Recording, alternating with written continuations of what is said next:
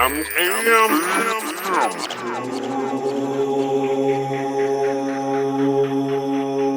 Oh, welcome back to AMOM, everybody. I'm your host, Z, joined today by Sun Yoga Winlung and our special guest, Namid Wolf.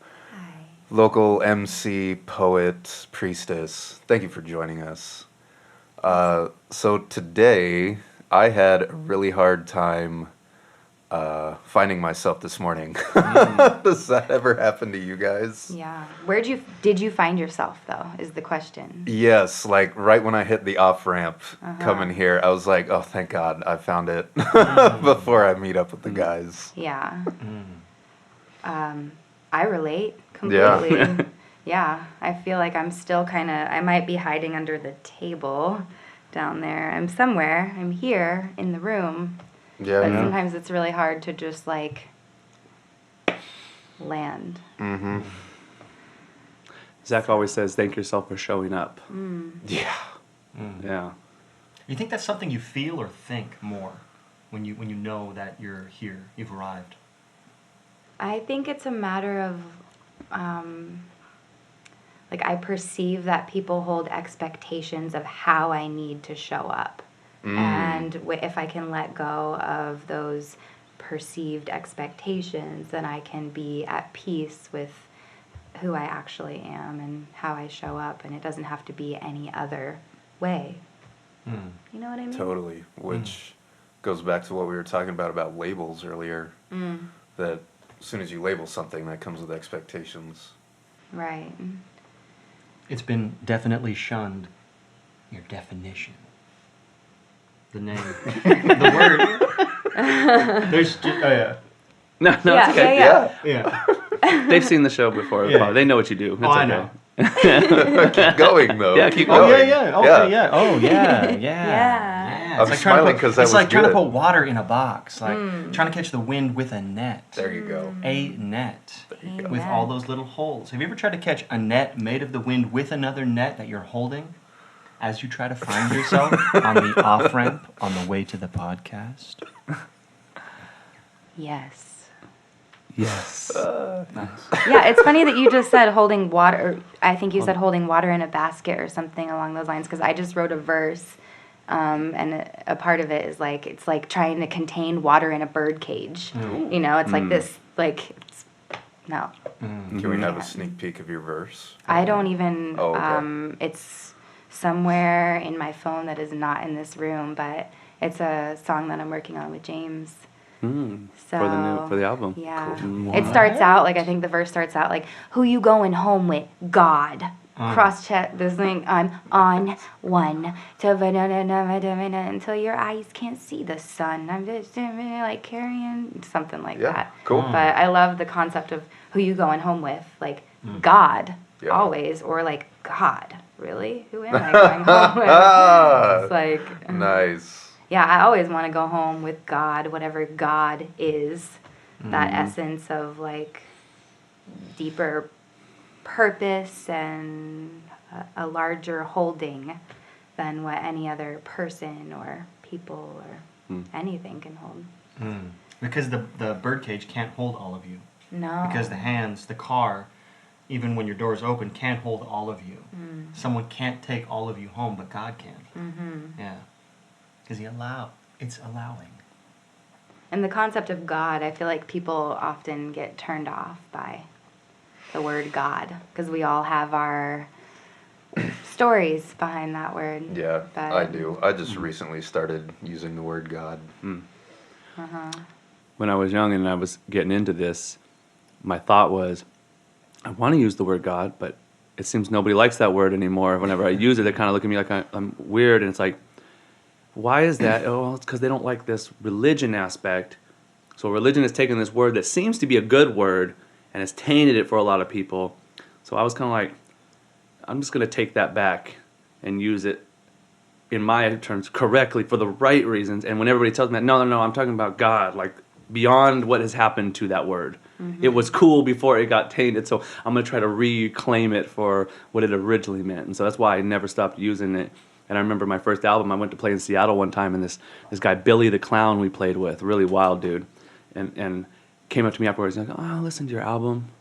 it was cool, but I gotta talk to you, man. I think you said God in every song. And I went, yeah, I did. What's up? And he was like, I don't know about that, man. I don't know. But I understood. Yeah, I understood. totally. I just wrote down the acronym RAP, and I realized reacquiring phrases. It seems like a lot of rap is that, we're reacquiring and reconnecting to our histories. We're reclaiming these words that were used against us. Like we were saying, like we're sporting the thing that normally people are like, you shouldn't do that. Right. I'm like, I'm gonna do that twice as much now because you said not to do it. Yeah. I feel Rap. like when I first started rapping, I really came on strong with like, I'm a witch. Casting spells. What? Like, you can't hold me down. You can't burn me this time. Blah, blah, blah. The whole thing. And now, like, that I got that out of my system, I'm like, okay, yes. And let's, like, really... But that's like what you that. needed to do to reclaim that power position first. That was your first move into defense versus what was attempting to attack you every day in the psychic powers, right? Because rap is, in a sense, a mental, emotional, spiritual movement because it's all in our words and our mind and our projection of our energy. So, as they say, it's the swords, battle rap and the idea, Wu-Tang Clan, it's all your lyrics are your sword, your kung fu, and how do you swing it? You saying the reclaiming the phrases, if you think about it, I take the line from Scarab. I'm from a culture that had to steal their freedom back. So where did rap come from? People who had to reclaim their phrases, reclaim their freedom, reclaim their spirit. The East Coast, the people in the Bronx and the projects who created this art form to save themselves from the world they were born into that had forgotten about them, killed them, basically trying to kill them. They felt that we have to save ourselves, and they created hip hop rap music, which is why there's such a strong hold on it to who gets to do it. Why there's this, because they don't want to lose the original avenue to that had helped them free themselves to that same thing, which has happened per se because the industry has taken it over a lot. But they still exist. We exist. And I always thought, as a white kid from Merced who got influenced by this movement, that it was so powerful that it spread to the West Coast, to Merced, California, and it got to me because it was such a righteous or such a powerful theory of living life. I saw hip hop as a way of living. That's why I always call us the new Jedis. It's the way you think, it's the way you act, it's the way you dance, it's the way you move, it's the way you carry yourself in public. Hip hoppers had a feel. You knew a hip hopper by the if they had a backpack on, you could tell, I wonder if he listens to hip-hop. Or the headphones was always kind of a giveaway, like, he probably listens to hip-hop, they didn't care. Do you do that? Do you look at people and go, I bet you that guy's a hip-hop artist? I asked some cats the other night when they came through the line. There was these 3 cats that came through, and I kept seeing through it, and one of the guys looks like from a group from Seattle. He actually looked like the dude that Oren had told me about. I forgot the group's name. Really cool people. They're Baha'i faith, and he showed me stuff, really good music. And he said something, and I said, "Are you guys a hip hop super group?" I finally asked him, like, you guys kind of look like a hip hop, like a secret hip hop group out here. And he's like, "No, we don't do nothing, man." And I said something, and then they actually came out to the hip hop night. That's awesome. They showed up at the hip hop night, like they had never come to any night. I say that to them, and they came in like at 11:30 too, like later. And all of a sudden, they said they took an Uber out because they're letting Ubers into Ashland now, Great. and they were able to get Uber out, to talent to see it, and they came to the show. It was really cool. I was like one of those, like, oh, they showed up. Yes. Which was a great hip-hop night. If y'all weren't there on May 11th, we had our 10th community hip-hop night featuring Namid Wolf and 4 other amazing MCs who just happened to be women. And they're amazing MCs, first of all. Yeah. And what a great night, right? How was that night for you? It was beautiful. It was amazing. It was so inspiring to just see all of the different embodiment of the goddess archetype. I feel like it was it was before Mother's Day, so it was like the celebration of the goddess, and to really see different archetypes showing up and sharing in female expressions in the hip hop form was inspiring and expansive, and made some really sweet connections with those women. And I feel like for me, I really stepped into myself that night. I stepped into not resisting what I actually am, but allowing myself to be fully expressed. And Yeah, you had a really strong performance. You had the whole crowd pretty much seemed to walk in that room when you were rocking. I felt like summoned everybody. I think that was the thing, was like I laid the sheepskin down and I asked, like, how do you welcome the goddess into your life? Because you should sweep your floors, you should bathe yourself, you should like prepare for that energy. And so I don't know, it was just this reminder of like the divine feminine within all of us, and how do we welcome her. And I really welcomed her back into like my embodiment. That might sound kind of woo-woo. no. That's why you're here. Yeah. Kind of AMO. woo-woo. We're on AMO. Yeah. This is That's what we do. that's what we're shooting Well, you know, for. that's so beautiful that you say that, because a lot of us, I mean, maybe more so in the past generations, were invited here by mothers on a sheepskin run. Yeah. And it's Yeah. interesting that you said you... Oh, wow. Yeah. You're right. Yeah, that's it. I mean, that sheepskin was like my sacred space. And so for me to like bring that out, and now like that is for that purpose. It's no longer like meditation, tantrika, dakini, like it's no longer where I do those practices. It's where I birth myself into the world, Mm. you know, and yeah, primal, very primal. You know, and that's what I want to connect to. Like, I can wear like super fly kicks and be all like cute, but when it comes down to it, like, why am I actually even putting myself out there? Mm-hmm. It's like so taking my shoes off, getting on the sheepskin, and like feeling the essence of that. That's the most important piece. I like that example too. You know, sometimes I work with people to try to help them feel more comfortable on stage, which is funny because I struggle with that too. But I think what you're saying is one of those powerful things is get on stage, look at your audience, take a breath, be there, and see that they're there. Because I know I used to get on stage and I'd be like holding my breath. Get on, like, okay, I'm ready to read, I'm reading, and I'm like, there was no separation. Right. And I think that's a beautiful example, like, get up there, you know, sit on the thing, and okay. You know, I like that. That's... Yeah. That's the Louis Armstrong thing I was kind of talking about, if you guys remember, the way that they would prepare for their performance. Like when Louis talked to the crowd, and then I say he turns around to his band, and then he just goes into this kind of like seance-y kind of dance before he starts playing to get in the mode. And you know, I'm watching this video. I mean, I don't know what year it was. I'm imagining it was maybe like 1920s, 1930s. I remember seeing it on the documentary, the jazz documentary that Ken Burns did. It's amazing if you haven't seen it. Like, I think it's 10 episodes, 2 hours an episode. It goes through all the jazz history. Phenomenal. But to watch him do that, it just made me go, oh my gosh. There's this moment, like that buffer zone. You know, get up there, set, get yourself in where you need to be able to deliver your message. And I don't think I ever really had that. I always wanted to do it, but I didn't know if I could. I thought I would maybe have to go or something. And this way gave me the right. Watching Louis Armstrong do it went, oh, I can do whatever I want to do before I rap. Okay. Yes. You know, freedom. Yeah. I like the reverence aspect too. It's like, I said it as a joke on tour, but it's like, yeah, I'll brush my teeth before I spit on the mic. You know what I mean? Like, it's like, I'll get my hair right. You know, I'm going to make sure I look good for this microphone. You know, it's like I have reverence for this experience. And it's not like I'm going to get all dirty and be like, hey, fuck you. Oh, I mean, pardon me. Sorry, YouTube viewers. But, yeah. 7-second delay. Perfect. But yeah, it's a special thing. It's like when you meet with someone, you know, you're present, and to what degree are you allowing? And like, you prepared for that total open. Oh, I'd like to share something too. I've been working with a vocal coach, and I had the night of the Haiku d'Etat show when they pulled me up on stage.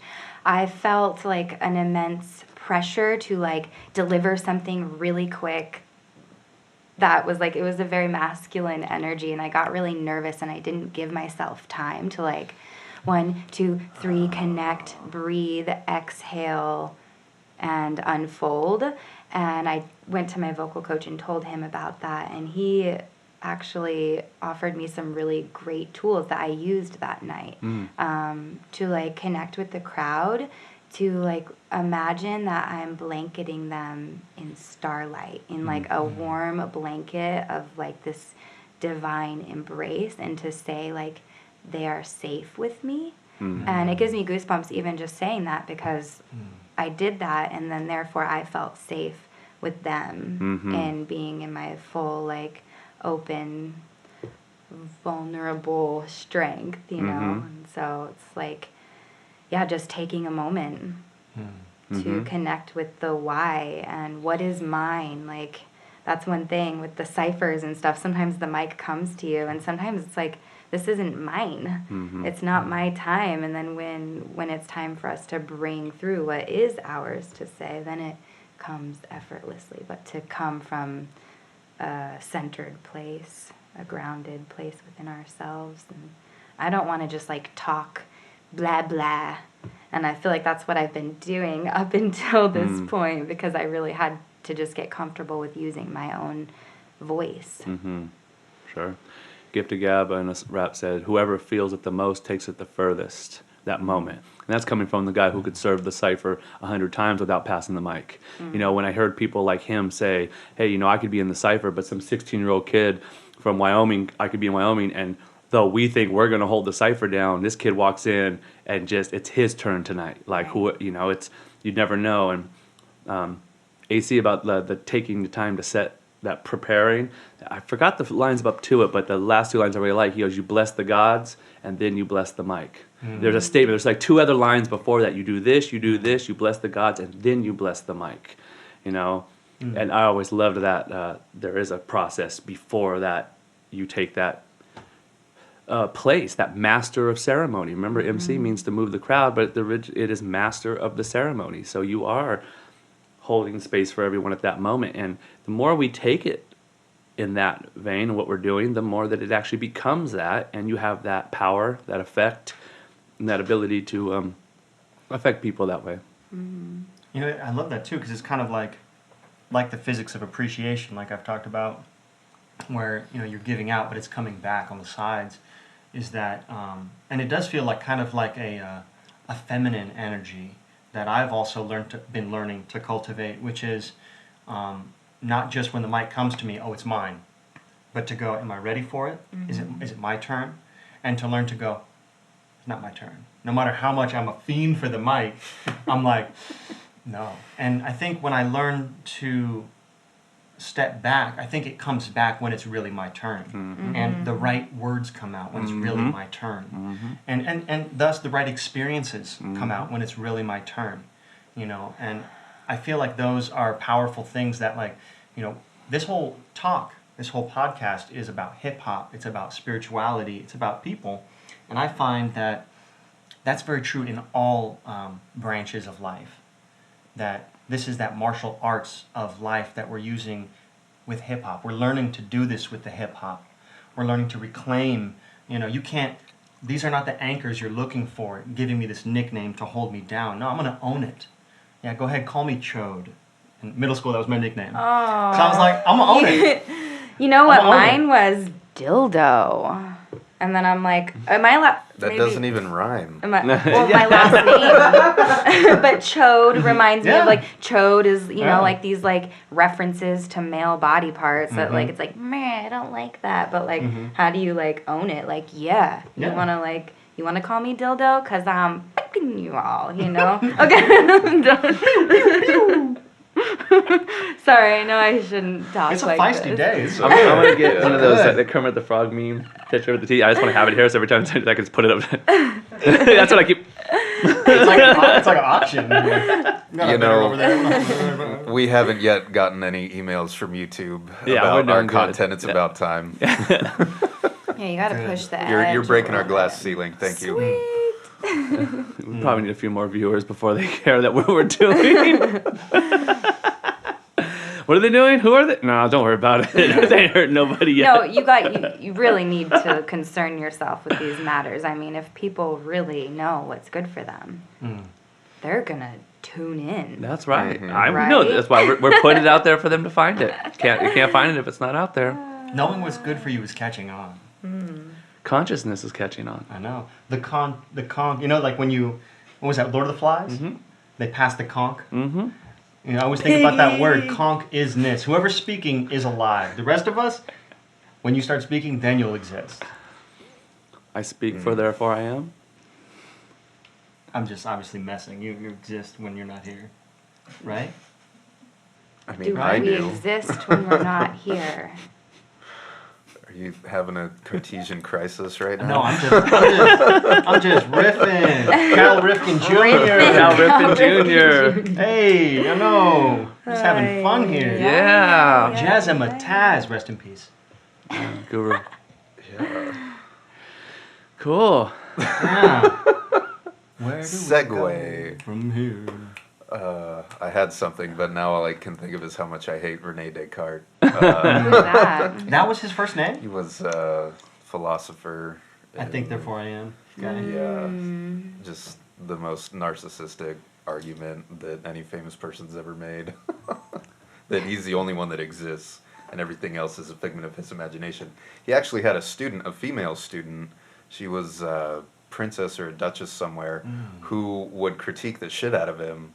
And I'm blanking on her name, and I really wish I remembered her name, because she was way more fun to read than Descartes, who was the famous one. But you know, somebody had to come up with that theory. I mean, somebody had to say it on paper. Because, I mean, that's what, like, phenomenology is, right? Like, if the tree falls in the woods and no one's there, it doesn't make a sound. Like, somebody had to say that first. It's like a step in thinking about life. I mean, it's good for him to say that, you know, however fallible or infallible. Okay. Well, and that concept Doesn't mean he's gonna buy his book. Yeah. Putting the cart before the horse. So. How's that lemon balm? Oh, man, it's balmy. We're snacking on lemon balm right now. What's that for? pick Lemon your balm, own. it's like in the mint family, so it's good for calming your nervous system.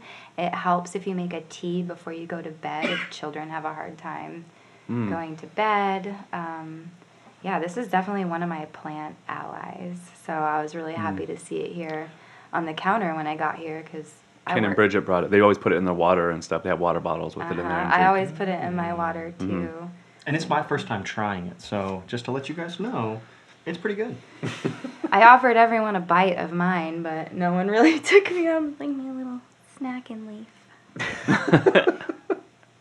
Yes, this episode brought to you by Lemon Balm. Lemon balm. LB. I think this is good. I like how we're like a little looser today than, you know, a little more, you know, I think we're starting to get, you know, what is this, like number 11 we're filming, you know? So starting to feel what we can do, what it can be, right? A little bit more, and every person we bring in brings a little bit more to, you know? We have Grumpy Cat on Yeah. the table today. Yeah. Rest in peace, Grumpy. So we're filming this the day after everyone got the news. By the time this is up on YouTube, Oh, it'll yeah. be weeks ago. Yeah, I haven't heard of this. So did Grumpy Cat? Grumpy Cat Is is there a The- real cat? Yeah, the How did original he Grumpy die? Cat. Yeah, Did he have passed away. worms?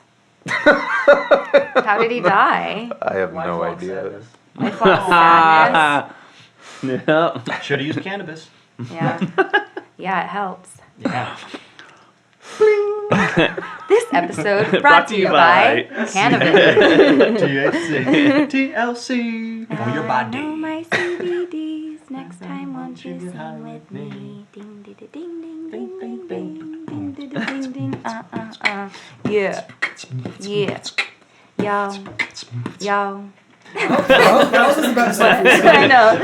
It's like we're getting into it. Okay, whoa, come back.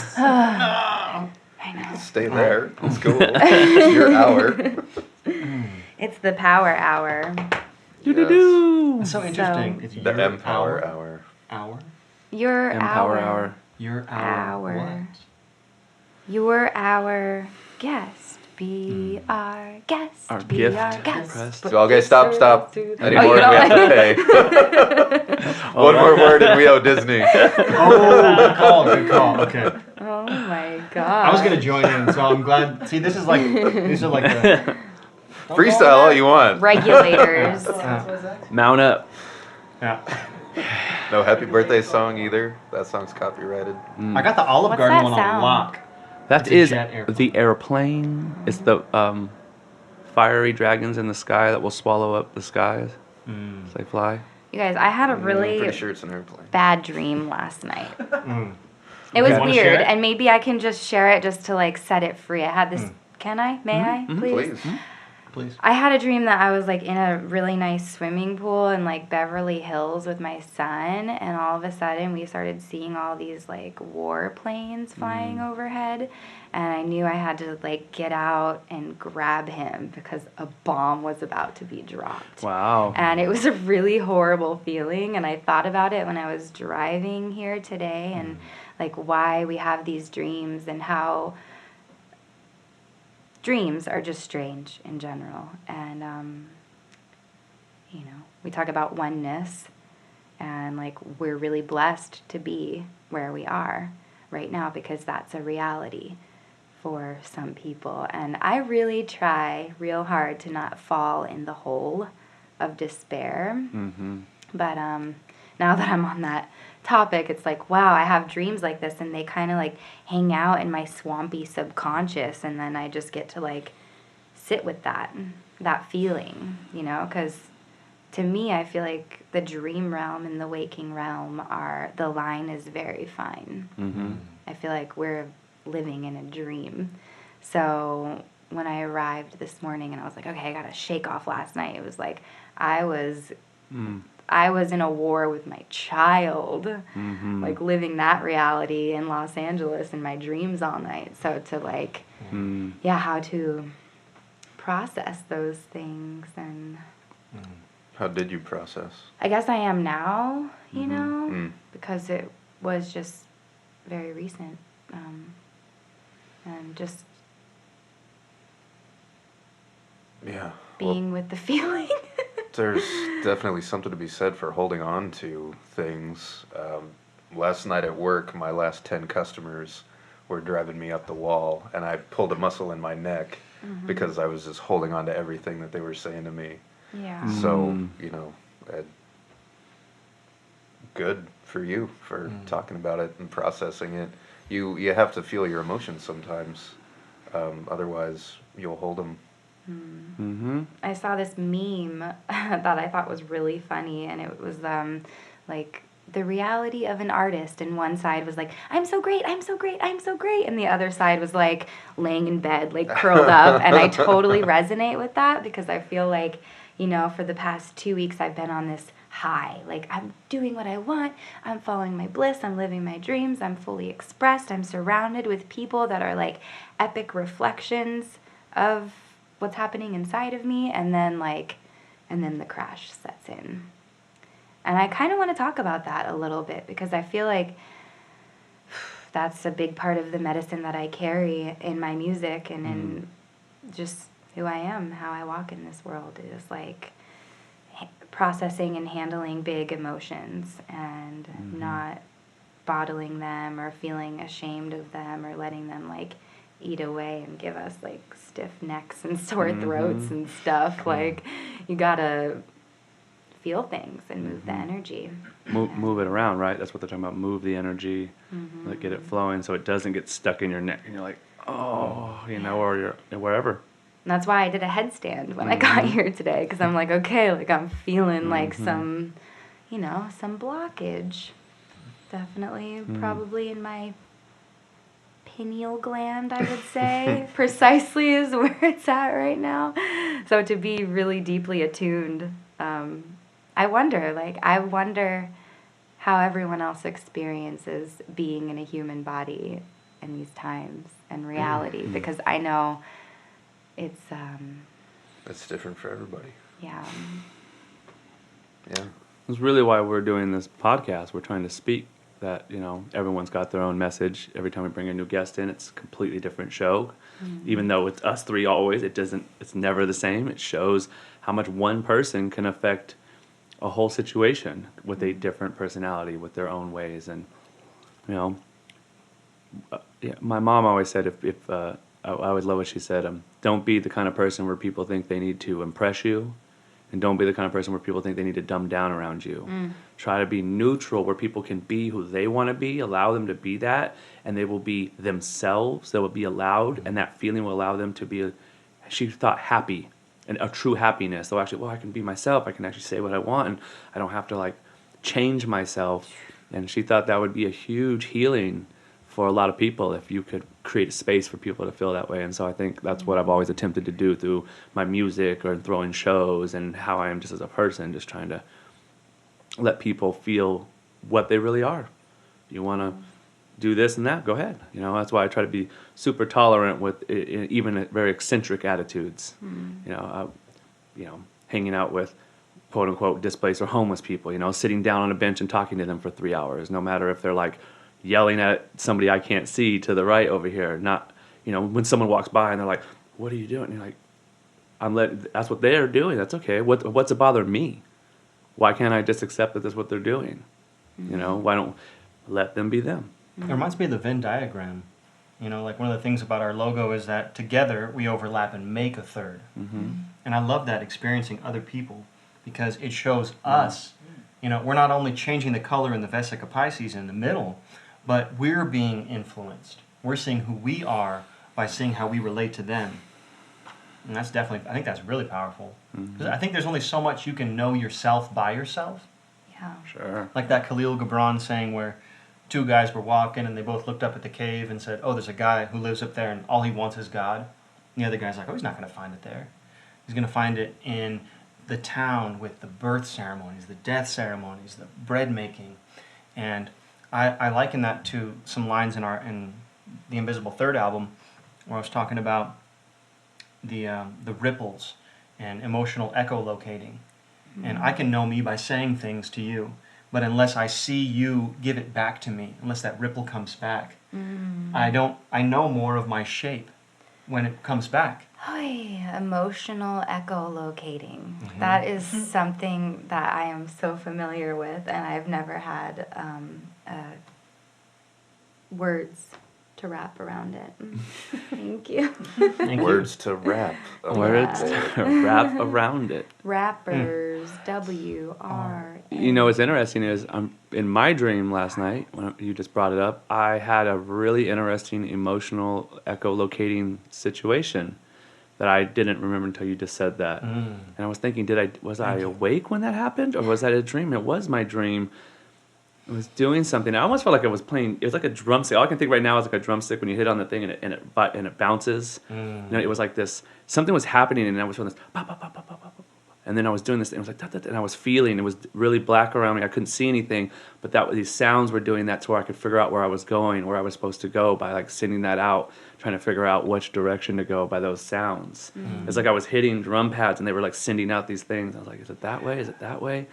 But that's all I remember when you said that. Oh yeah, I remember that last night. There are blind people who, I saw it on some TV that's show, right. The clicking. where they can actually ride a bicycle, have no sight, and they can hear the shapes of things to come. The guy clicks. The guy that I saw, he clicks. So I saw the clicker and guy, listens to the reflections to know how to function. Savagery, the beautiful savagery. That's beautiful. So- Beautiful savagery. When you dream, your soul can go to other dimensions because your body's done. So your dream last night, I wonder if you were in another country connecting with another person, or maybe even in a past life, you might have been connecting. Maybe you were in 1930s Poland or something. Yeah. I know that you've been searching for the next step, so that might have in been the darkness, sending out signals. What is Yep. it? That's Right. yeah. So you're doing it when you're awake, and your subconscious is also doing it, and your soul is doing it. And that might be what your dream was. In the series, they speak a lot, in the Agni Yoga series that I'm reading, they speak a lot on people don't connect the afterlife, the infinity with sleep. They don't realize it's the same thing. When you go to sleep, you're returning to where we will all go. It's that space. And the more that we are open to our sleep space and start to become comfortable within it and our dreams, you know, they tell you to prepare yourself before you go to sleep. Think beautiful thoughts before you go to sleep as you lay down. You're talking about prepare yourself for your rap. Prepare yourself before you go to that state. Because if you're not, they say if you're not careful, you might go in at a lower base state, and that's where maybe dreams are a little bit more lower base dreams. But if you can get out of that, if you can leave through your top chakra and go into sleep, you can be able to raise higher and not be held down by the thoughts of the everyday stuff, and you can have different experiences. So I think they also speak on the things you see in there are they say references to timelines, future timelines, possibilities, that it's not random. This isn't a random, whatever that was, it's like either that was a timeline possibility, it's either going to happen, not going to happen, like you said, maybe a past, something like that, but that it wasn't just random. Yeah. It's really interesting. For some reason, this brings me to something on the topic of, because that dream felt scary for me as a mother. I'm a single mother, and like all I want to do is protect my child and like keep him close. And God, like my heart kind of aches a little bit even just talking about it. I have a lot of emotions around the state of the world. And the other day I was watching, I read the news, which was a really bad idea because I read about like some school shootings that happened, and I felt like I need to do something with this energy. I sat out and I was like crying in the sun, like just hysterical, like why, and like what can I do? And I'm always asking, how can I be of service? How can I help like preserve the innocence and protect? And I got on my computer and I started making a beat, and it flowed out of me like effortlessly. And I started it out, it was like, so I was watching the news and I saw about these shootings, and do you think I want to explain to my 5-year-old how to build a blockade and duck for cover? If you hear loud banging, get tiny, hide, don't cry, pray to the Divine Mother. Like, what good is praying going to do? At least it keeps me. And then like the beat dropped and I came so hard with like what is actually within me from that level, from like the voice of the lower income level white woman in America raising a child on her own, to like I brought it, and it felt so healing and amazing. And I feel like I want to allow like my dreams and these things to help me. I believe that I'm a conduit, and I can like move these energies and transmute and like create art so that other people can feel their feelings too and move through it. And then in turn, like we raise the vibration of the planet and of ourselves by allowing ourselves to feel. That was a really big tangent, but it felt really important. And that piece that I made was like, this feeling of, I need someone else to make beats for me because I'm not good at it. And it's like, I know how to make beats if I need to, when I need to. Is it mine? Like that time was mine. And I want to share that with the world. And I kind of just hold on to these intense pieces of my soul because I don't, I'm scared. Well, it just takes time, right? It's all steps. Maybe they're, if you go like this, I've got albums in my computer that are 7, 8 years old that are still being worked on. Right. And I used to think I've missed that time. I've missed that opportunity. Oh man, it should have lived 3 years ago. And then it'll come around and it ends up coming out and it's the new group album. And I've seen this happen. I've had beats I made 10 years ago I tried to give away to people who wouldn't take them because I didn't think I was good enough to rap on them yet. So I should give them to other people right now. End up coming out and becoming some of the best beats 10 years later. Some of my favorite songs. And it's like, I ended up getting to rap on that beat. I never thought I was going to. But we did. But it just, like, its own time. And in its own time. Isn't it so beautiful that we can make outfits, make garb, make sounds, make them now, and somehow keep them so when we're ready we step into them. As an artist, I'm sure you have work that you've been working on for a while, and there's always that question, do I paint over it? Do I give it away? What do I do? And it always feels for me so good to have the long trust to where I realize 10 years later that I'm glad I didn't do anymore because it was actually done. And now that my mind and my perspective have fermented, it's ripe. Because it already was ripe, but I couldn't see it yet. Some of my best pieces were just drawings I started and set in a box. And I found them later, and I'm like, I'm so glad I didn't work on that anymore. And, I love the concept of how we can encumber or tarnish things with our thoughts. We can deteriorate it. You're like, that wasn't my beat. I'm not ready for that beat. And we've tarnished it. Like when we're younger, we're like, I don't like Brussels sprouts. I don't like onions. I don't like tomatoes. And I'm so glad I said that when I was younger, because I didn't even think about them again until now. And I'm like, ooh, it's like a fresh vegetable. I've never thought about this vegetable. I love it. It's like, it's just interesting. Yeah. I mean, not just interesting, but it's justly Justly interesting. Yeah. Yeah. Yeah, thoughts are powerful. They're alive. Yeah. They're entities of their own. Do you believe that we create our realities on some level with our thoughts? 100%. Yeah. Now, do we consciously create them?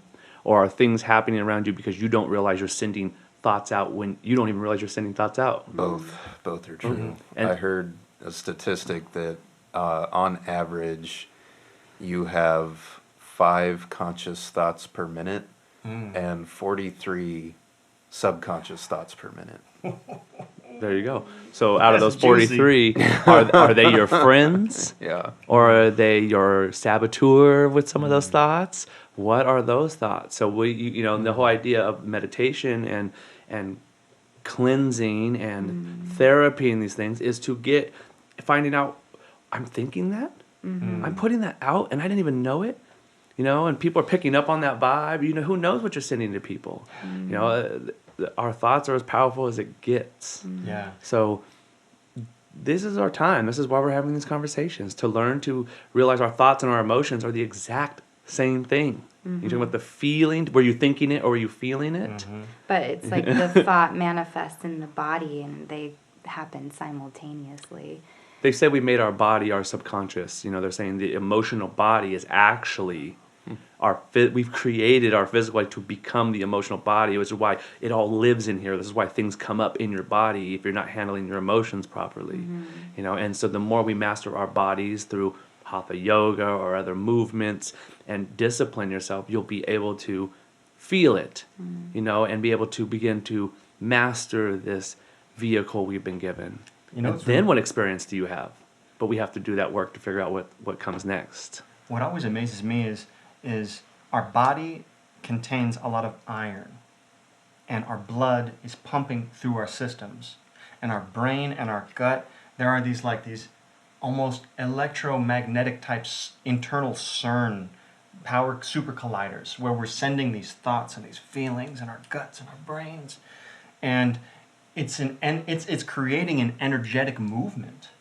I mean, when you talk about where you leave from, I'm always intrigued because just like you mentioned about preparing before you go to sleep, I love the idea of pushing off from the side of a pool, because I try to do that too. I try to prepare before I go to sleep, because how I push off from the edge of the pool is how I will coast through the night.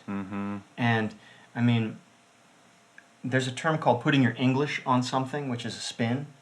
And in regard to creating or affecting or our thoughts and all that, I think a lot of the thoughts are having us too. And I often think that we get to put our English on it, and we get time and perspective to learn how to adjust how we hold the paddle of our life. And I'm really excited about stepping up within this lifetime, leveling up, moving up on the zipper to become the best me that I can possibly fathom being. And I feel like, since I've met you, since I've met all of you, and you, I've been able to make those steps more. And I think it ties into, everything is tying into everything we've said here, and the intermingling of this mechanism of, of hearing and thinking and feeling and opening up to let your English serve hit me here, and yours hit me here, and yours hit me here, and then go,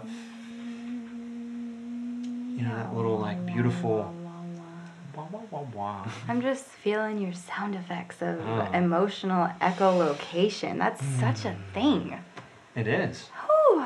Thank you. Yeah. Those notes you were hitting, perfect compliment to what he was saying. Power of frequency. Yeah. Yeah. Grooving. And my friend told me last night something about when we raise our vibration, how far it travels. And I definitely feel that. Like, I feel when I'm in, like, a more low place that not a lot of people are reaching out to me. And, like, there's not a whole lot of magic if I'm feeling, like, a little bit down. But then when I'm vibing high, it's like moths to a flame, and I almost have to be like, whoa. And then I wrote a line in one of our songs recently: no more self-deprecating to keep others complacent, try to cultivate the patience, turn the tide, sing in sages pages. Like, this idea of I tend to self-deprecate when I'm shining very bright and my energy gets very big because I want to keep people happy. Because my whole life it's been like, you're too loud, you're too sexual, you're too silly, you're too, like, obnoxious, like, you do this too much. And I've bought into that, and I'm kind of sick of buying into that because I know who I am and what I have to share and bring and what feels good, and yet I still fall victim to self-deprecating to keep other people happy, to dumbing down so that other people don't think I'm you know? So We will not make ourselves small for you. I cannot be a fool for all the people that I don't know. Isaac Brock, Modest Mouse. I'm sure that I don't know if that was his quote, but that was a line where I got it from. I remember that really hit me hard. Like, man, don't dumb down. You don't need to, push too hard. Be you. Allow others to be them. And we'll see if we can. I've got a question for you. You were talking about ups and downs, kind of feeling like you're on top of it, having like attracting a lot of moths, or kind of feeling down.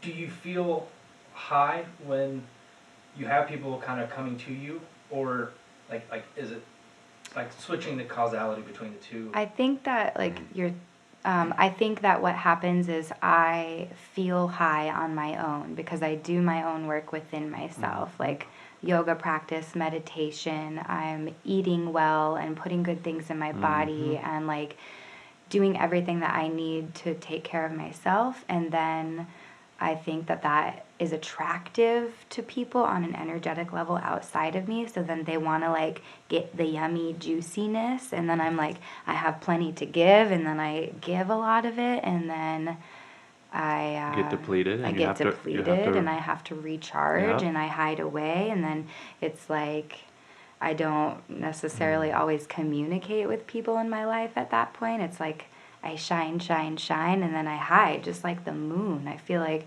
I'm cyclical like the moon. I talk a lot in my poetry about being moon-phased, or like the crescent gaze. And what I mean by that is, like, I cycle with the moon. So, like, I illuminate and Are those about reflect. 1 month cycles where, like, you're feeling really good, then it's kind of like another month of that, or is it like half month? Like, oh, I would say it's like with the full moon, I tend to, like, go more inward, and, like, I have my creative energy happening inside of me. Like, I've just conceived myself again, and then when the new moon comes, You're ready to shine. yeah. You're the light. That's Yeah. interesting. I'm Right? the opposite. Yeah. Yeah. Like, I had a hard time sleeping last night because of the full moon. 'Cause I'm just like, energy every damn full moon. That's crazy. I wonder if The this ties opposite. into, like, when you're born in the moon, the full moon, half moon, like. Sure. Where Yeah. the moon That's was really when you were interesting. born. Interesting. Yeah, I'm a Yeah. full moon baby, Scorpio, so we just had the full moon in Scorpio, and yeah, it brought up a lot for me. I was able to see, like, patterns in myself that I've never seen before, and, like, celebrating, I think it's about celebrating our small victories, like the baby Yes. steps, like the tiny ones, even if there's no one there to witness it. How do we celebrate ourselves when we achieve something in the spiritual, emotional plane? I tried something for a week. Would you What? like to hear it? Because Yeah. my mantra is another step in the marathon. So for like a week, I imagined that there was a little pedometer on my waist, and every single step that I took, it shot out a little confetti. Yay! That's beautiful. I That's so tried to cool. like cheer me Yeah. up for a week. It was Yeah. fun. Handed you a water bottle. Keep going. Yeah, exactly. Yeah. You can do it. Yeah, my Awesome. chiropractor showed me a poem. Actually, he read it to me after a session one day, and it was all about like this boy who's running a race and he keeps falling and falling, and his dad just says like, "Get up and win that race." And my chiropractor of all people, you know, he's working with my spine, my alignment, reading me poetry. How beautiful is that? Like, how awesome would it be for everyone to have the awareness of like subtle energy, body, emotional body, like acupuncture, chiropractor, like natural medicine, lemon balm, sponsored by cannabis, you know, like the The dream. You're speaking the dream. that's what I want for myself and for the world. So you live it into existence. And you are example, be the change you wish to see, and you'll be an influence for, even if it's 20 people in your lifetime. And that'd be huge, right? If you influence 20 human beings to think one thought differently, to go a direction where like, oh, you know, that's the dream of, that was always my dream of music. You know, I've probably said it before, that before my very first show ever performing, my friends who were two 16-year-old boys and I was an 18-year-old boy, you know, literally did like the whole baseball huddle kind of together and said, yo, if 40 people walk in here and they're all suicidal and we make one person leave happier, we've succeeded. You know, and that's literally what we said before I played the very first show I ever did. Yeah. And I remember I was the first person to rap that day. The beat started, and we're looking at each other, who's going to go first? Okay, you go. And our one rule is just don't stop rapping. If you stop, pick up, you know, keep the flow going. And I remember turning around, the beat dropped, and I said my first words, and like the people right in front just all lit up with smiles. And I just remembered, it's working. Like from the first moment, it was just like smiles. And we were like, we were trying to just spread that love. You know, that what can we do? Yeah. Just try, you know, and we were just trying. Effort's what we have, you know. Are you willing to try? You're willing to be a coworker, to be of service. And to ask to be of service. Like how I was of service 6 years ago looks entirely different than how it looks now, you know. So we never know how it's going to show up and how we are going to be asked to show up. Did we all know we were all going to meet in Oregon, Southern Oregon together and do these things and hold this space? Maybe. You know, 10 years ago. We made these contracts at one point. We all sat at that table. It's so interesting because it's like there's a myriad of possibilities and inevitabilities. You know, like when I watched CSI, I was blown away thinking, you could look at the angle of a bullet and calculate the material and the wind that day, and you could figure out where it came from. And it's like, with us, we can think of who we are and how we feel and kind of get an idea of where we're going and came from, you know. And it's like this beautiful tapestry. But did anybody you know? see it coming? Right. You know, they know where it came from after it's hit. I'm a big believer in those places we talk about. You can't be there or see there while you're here. I'm so here now. I could never be there then. You know, we can get like a little flavor of the shadow maybe of like in our dreams, like that little mini death every night. We're like, you know, we tap into that past lives things. Like I remember the night I moved here to Ashland, January 9th, 2009, I woke up sick. But that night I had a dream about 9 lions. And I was on the toilet and one roared at me right in my face like it was going to eat me. And there was one lying on my bed. There was some surrounding my bed. And it was an omen. Because James is a lion. My sister is a lion. People in my life are lions. And my first girlfriend I had was a lion. And she roared at me. The first girl I'd ever been with who yelled at me and broke up with me 8 times and then every morning would be like, oh, I'm so sorry, let's get back together. It's like, there's something so beautiful about those connections we make, the past life things, the what is it? What did I see that was bigger? How did we make it here? How did my stepdad meet my dad before he even met my mom? How do we, you know, can we connect those little miracles, those subtle little things? Because they're not just small joys and steps. They're amazingly huge. If we can, the tip of the pyramid only looks like a tip from this side, but if you look this way, it's huge. Yeah. Yeah. and That's stuff. beautiful. Thanks. You know, I was thinking yesterday I was driving and I was like freestyling to a beat, and then I turned it off and I was like, when did this start?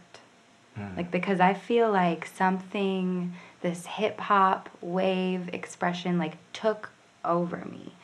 And I never expected my life to look like what it looks like now.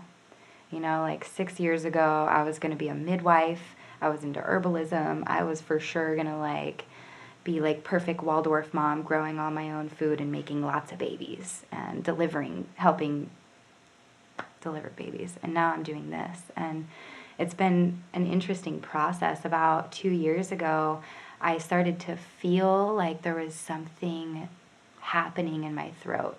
Like I thought that like there was such a big energy that I thought there was something growing in there, and I had scans of it and there was nothing. And that's when I realized like, oh, this is energetic. Like, and I started to feel myself like wanting, like poetry was flooding me, and I just like wanted to freestyle, but I felt self-conscious about it. I had just gotten a divorce, and I had a walk-in closet. I took all my clothes out of the walk-in closet and hung tapestries everywhere, built an altar, and told my housemates like, I'm going to be making very weird sounds in my room. And it's just what I have to do. And they're like, okay. And I did it, and like blessed the people that lived with me at that time, because it was like a vast palette of noises coming from my closet. But that's the work that I needed to do.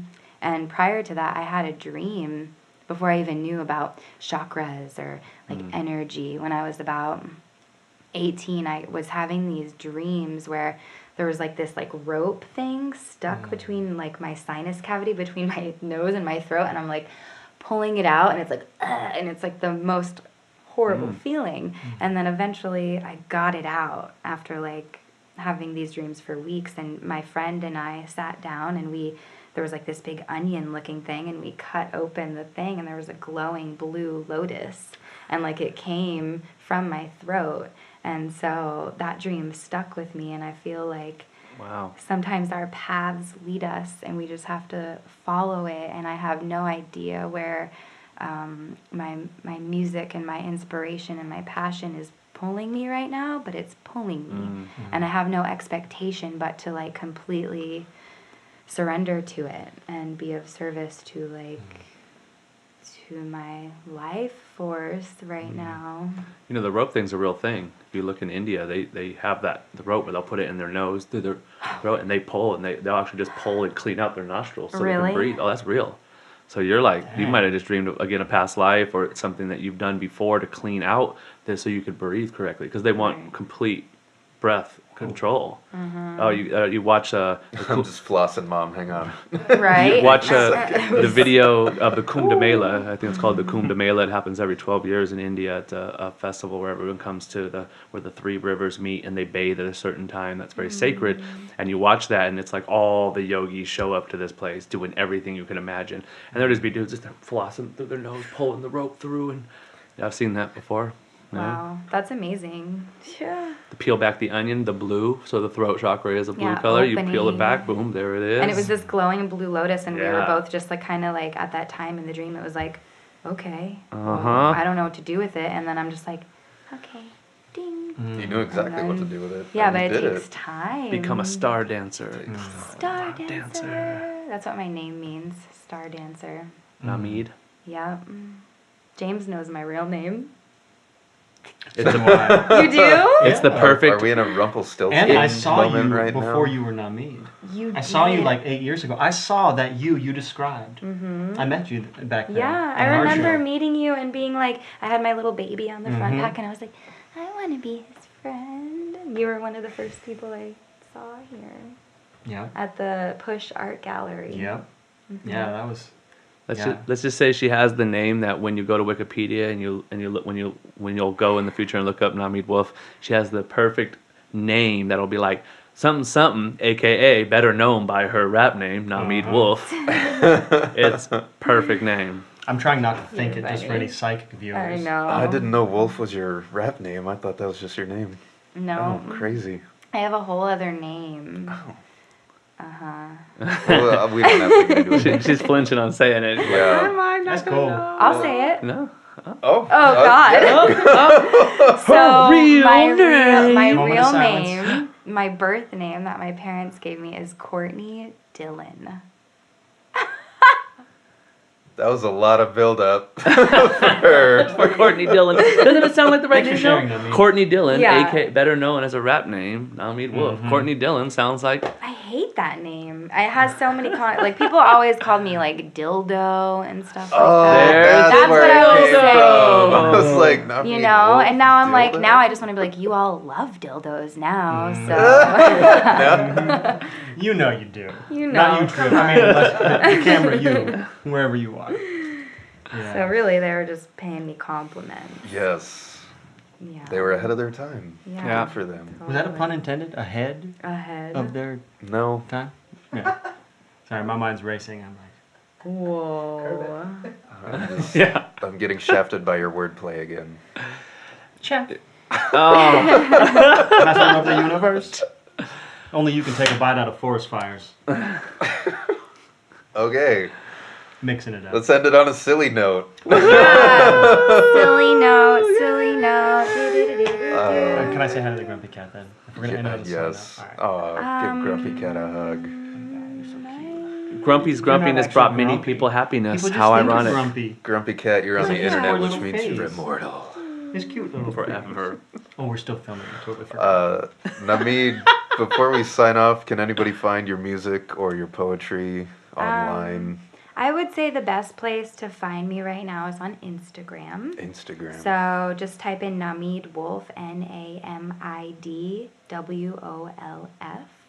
and you'll find me there. And I will direct and guide you to different places where my music will be released in the future. This fall. This fall, I'm working on an brand new album with album. Sun Yoga, and that's gonna happen. I'm also putting out a mixtape in June, just of stuff that I've been hoarding and holding on to. So I'm calling it the Moody Mixtape, and just to keep it moving. Perfect. And Yep. thanks.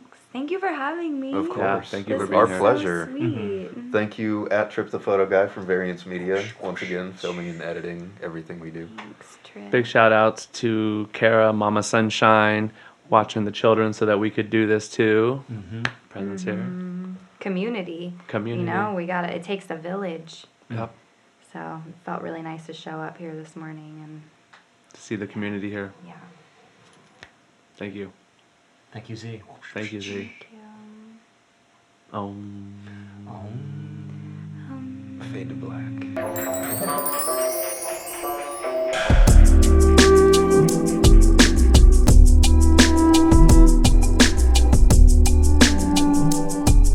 You're now listening to the sounds of AM.